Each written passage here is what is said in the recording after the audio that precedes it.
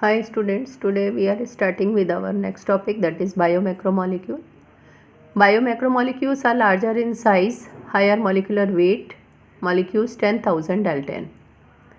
These are generally formed by linking a number of macromolecules commonly known as monomers. These are of four types: protein, polysaccharide, nucleic acid and lipids. Except lipids, all other macromolecules are formed by polymerization of monomeric subunits. The molecules which are found in living organism are divided into two main types. Biomacromolecule, which have their molecular weight less than 10,000 Dalton, and other one, they have molecular weight 10,000 Dalton and above. All these macromolecules are actually polymers of their biomacromolecules. For example, polysaccharides are polymers of monosaccharides, proteins are polymers of amino acid, and nucleic acids are polymers of nucleotides. Hence, on the basis of the number and types of monomer present, polymers are of following types. Homopolymer, these are those which have only one type of monomer present. These monomer can be repeated a number of times in a chain, that is starch and insulin. Heteropolymer are those which have two or more than two type of monomers, that is protein. Various macromolecules and their major roles are described under as lipids. The molecules in the insoluble fraction are polymeric substances except lipids.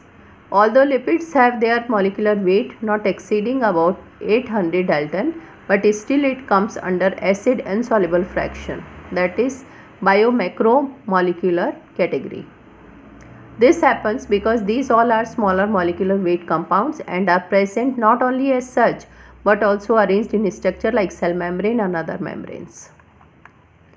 Thus, when we grind a tissue, we disrupt the cell structure. Cell membrane and other membranes are broken down into pieces and form vesicles and are not water soluble. Therefore, these are separated along with acid insoluble pool and are placed in macromolecules. Lipids are not strictly biomacromolecule. If representation of the chemical composition of living tissue is done from abundance point of view and arranged class-wise, it is observed that water is the most abundant chemical in the living organism. Now, average composition of cell. Primary structure. It is the description of basic structure of a protein. This includes number and sequence of amino acid and each polypeptide. The distance between two adjacent peptide bond is about 0.35 nanometer. A protein is imagined as a line whose left end is represented by the first amino acid and also called as N-terminal amino acid, and the right end is represented by the last amino acid called C-terminal amino acid, that is insulin or ribonuclease. Now, this is the percentage of total cellular mass: water 70 to 90%, protein 10 to 15%, carbohydrate 3%, lipid 2%, nucleic acid 5 to 7%, iron 1%. Now, proteins.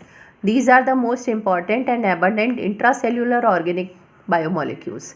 These are polypeptides having chains of amino acid arranged linearly that are linked by the peptide bond. Thus, each protein is a polymer of amino acid. There are 20 types of amino acid. Example: alanine, valine, arginine, leucine, histidine, etc. And these are the amino acids are divided into two main types on the basis of their utility. Essential amino acids. These are those amino acids that are essential for our health, so are needed to be supplied through our diet. The dietary proteins are the sources of essential amino acid. Example: leucine and isoleucine. Now, non-essential amino acid. These are those amino acids which our body can synthesize, that is proline or serine.